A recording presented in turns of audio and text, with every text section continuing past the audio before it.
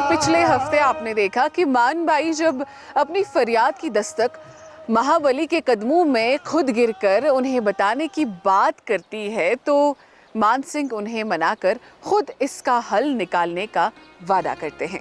शहजादा सलीम दिलगीर के गरीब खाने पहुंचते हैं और उसे कहते हैं कि वो अपनी महबूबा दिलाराम से कहे कि शहजादे मेहरुन्निसा से उसी रोज किसी भी पहर मिलना चाहते हैं, लेकिन शर्त आज ही की रोज।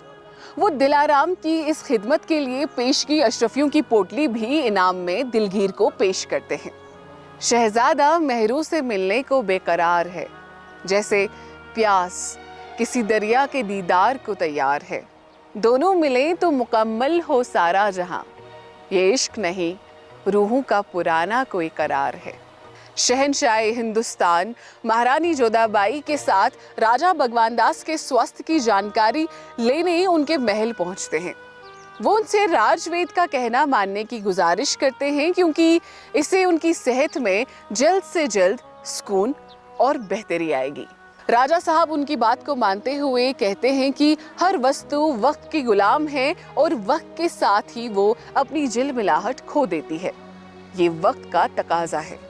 दोनों महारानियों के भीतर जाते ही राजा साहब मानबाई से देश की सीमाओं के बारे में पूछते हैं और उन्हें विश्वास दिलाते हैं कि वो बहुत जल्द ठीक होकर खुद सारी सीमाओं का निरीक्षण करने जाएंगे। महल की ढलान में दोनों महारानियां शहजादे मानबाई और मेहरुन्निसा के बारे में बातचीत करते हैं। जोधाबाई को अब ये पता चलता है कि मानबाई अंदर ही अंदर घुट रही हैं, तो वो कहती हैं कि उन्होंने मानबाई से खुद इस बारे में बात करके उन्हें आश्वासन दिया है कि उनकी जगह कोई दूसरा नहीं लेगा।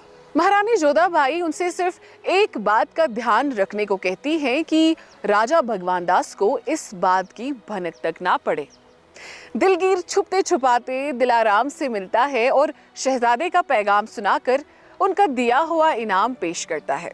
दिलाराम उस पेशगी इनाम का सबब बखूबी समझ आती है और दिलगीर से कहती हैं कि वो शहजादे से कहें कि हरीम की बेगमात एक बहुत बड़ा बाजार सजाने की तैयारी में हैं और उनको अपनी मोहब्बत से मिलने के लिए मौका ही मौका है।